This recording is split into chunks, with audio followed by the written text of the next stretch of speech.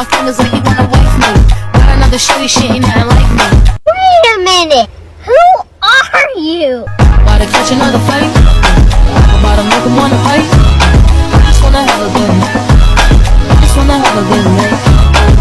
Assalamualaikum warahmatullahi wabarakatuh. Salam Om Swastiastu, Namo Buddhaya, salam kebajikan dan salam sejahtera bagi kita semua. Tabi pun, perkenalkan nama saya Miko Deslikade Nelwin dengan NPM 2312011433. Di sini saya akan mengerjakan tugas video mata kuliah Ilmu Negara. Yang terhormat dosen saya Bu Malicia Effendia SHMH. Di sini saya akan menjelaskan tentang topik negara hukum terkait teori atau konsep negara hukum yang ada di dunia dan konteks negara hukum di Indonesia. Negara hukum terkait teori atau konsep negara yang ada di dunia.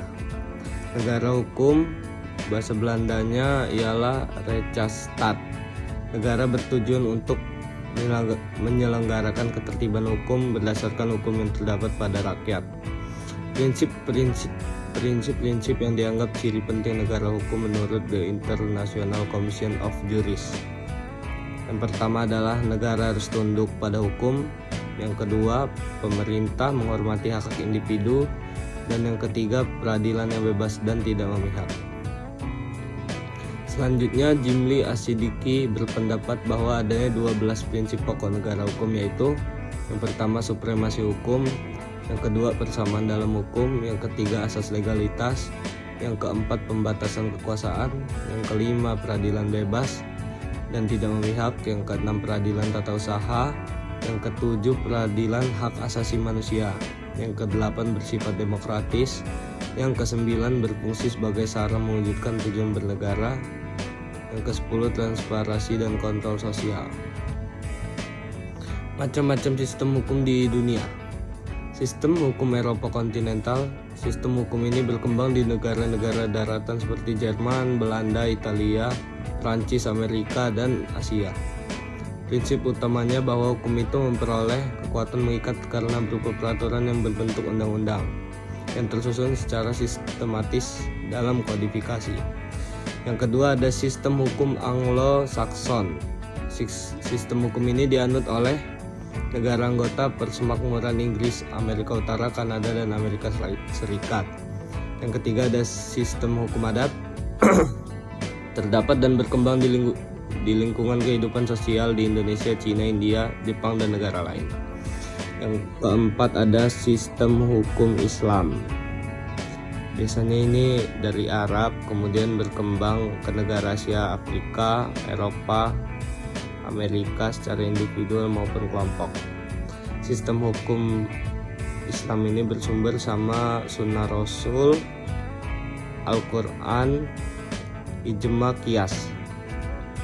Yang kelima ada sistem hukum kanonik. Itu sistem hukum yang dianut oleh negara yang tunduk kepada peraturan gereja. Yang keenam ada sistem hukum sosialis. Sistem ini terdapat di negara komunis yang dikembangkan sejak 1971. Konteks negara hukum di Indonesia. Indonesia sebagai sebuah negara yang lahir pada abad ke-20 mengadopsi konsep bernegara hukum sesuai prinsip konstitusionalisme. UUD negara kita menyebutkan bahwa negara Republik Indonesia itu adalah negara hukum yang demokrasi, hukum yang tidak terpisahkan satu sama lain.